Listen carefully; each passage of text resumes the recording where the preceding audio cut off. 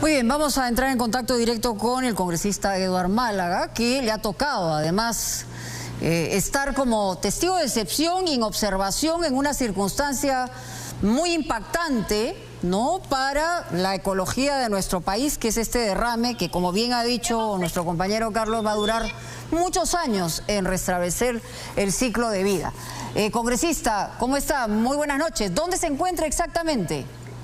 Buenas noches. En la plaza de armas de Chachapoyas.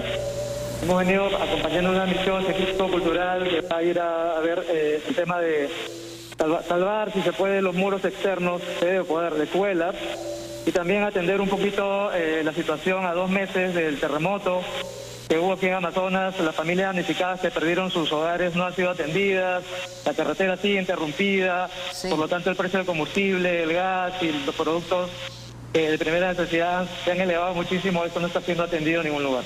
Muy bien, congresista, entonces vamos al grano. A usted le tocó inicialmente estar en esta reunión de ministro del Ambiente, de Producción y Comercio, y por lo que se ha informado, no había nadie que hablara inglés y no tenían cómo comunicarse con el capitán. Y usted fue una especie de traductor en ese momento. ¿En qué condiciones se da esa reunión? Dicen que hubo mucha tensión.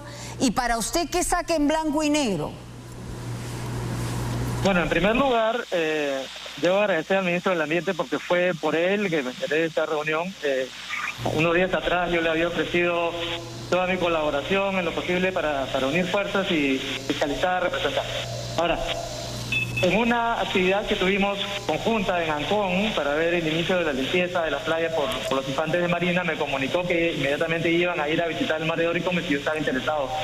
Por supuesto que acepté de inmediato y así se dio la entrevista con el capitán. Mi impresión en general es que esta entrevista pues rebate muchos de los puntos de las versiones que Repsol había entregado previamente. Y considero que era una pieza clave en el rompecabezas, porque hasta ahora, además de las investigaciones de OESA, Oceanergia, etcétera, mucha de la información provenía de Repsol, de lo que nos decía Repsol, y era difícil de verificar. Correcto. Entonces ahora tenemos otra parte que nos dice, que nos cuenta una historia bastante distinta y que, claro, está ahora en manos de la Fiscalía de determinar cuál es el punto medio, la verdad de toda esta historia. Usted es biólogo de profesión, además, obviamente, representante del Partido Morado, en fin, está metido en el tema político. Pero para usted, si le pido 3 o 4 cosas que es, digamos, donde ha incurrido el mayor error de Repsol, ¿cuáles han sido? Yo creo que no tener un protocolo de acción inmediata. El primer momento del derrame o del desastre, perdón, se da porque no hubo un protocolo de reacción a alerta. Todo el Pacífico sabía que estábamos ante una alerta de tsunami y sin embargo se siguió operando. Entonces la primera pregunta es, ¿debería seguir operando un carguero en condiciones de oleaje anómalo, que fue lo que reportó la Marina, o de tsunami? El segundo punto es la reacción inmediata, ¿no?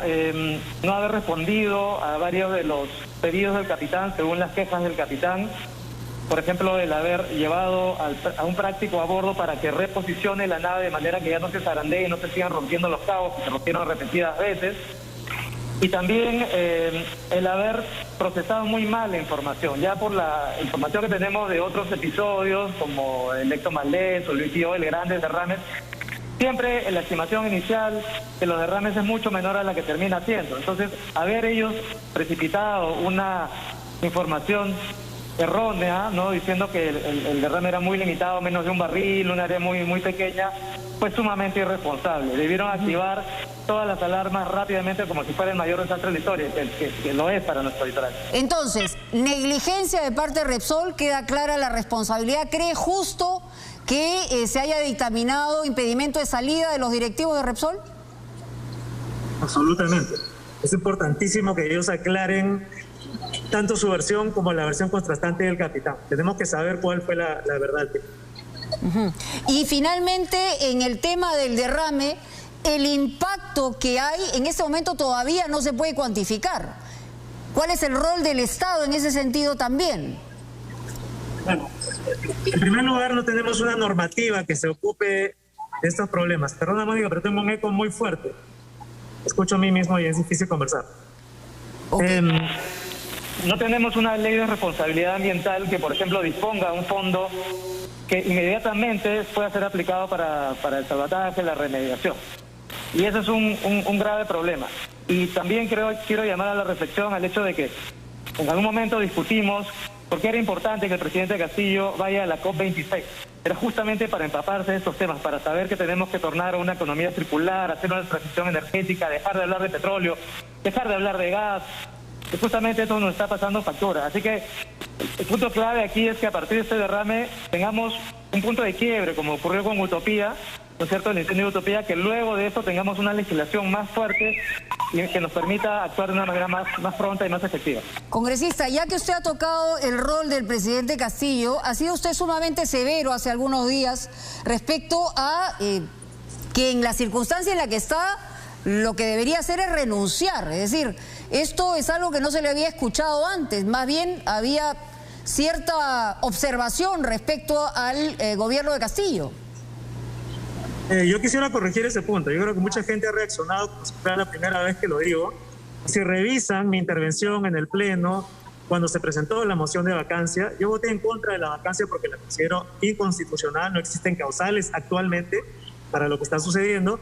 Y en esa intervención yo dije que más bien yo le sugeriría al presidente que considere evaluar su renuncia. Lo dije hace, varias semanas cuando ocurrió esto y lo he vuelto a decir ahora. Yo creo que la severidad depende de la gravedad de la crisis política que estamos viviendo y del mal manejo del gobierno, del desgobierno, de las sesiones cerradas, de los errores recurrentes, de un aprendizaje que no cuaja y que tenemos que preguntarnos hasta cuándo vamos a seguir esperando que se aprenda de esta manera tan errática. No hay una visión de país, Mónica. Estamos, por donde veas, los diferentes sectores, educación, transporte, justicia, interior. Estamos haciendo agua por todos lados. Se ha esperado que el presidente recapacite, se ha esperado que convoque profesionales probos. Seguimos cayendo en el mismo problema. Respecto a la reunión que tuvo el secretario de Palacio con los representantes de Repsol en la Embajada de España, que según Cancillería desconocía. Y la gran pregunta que evidentemente el presidente Castillo parece que no va a responder, por lo menos por el momento, es si él envió a su secretario o que el secretario se fue por su cuenta. Bueno, se fue por su cuenta, el presidente debió saberlo porque es su secretario, ¿no es cierto?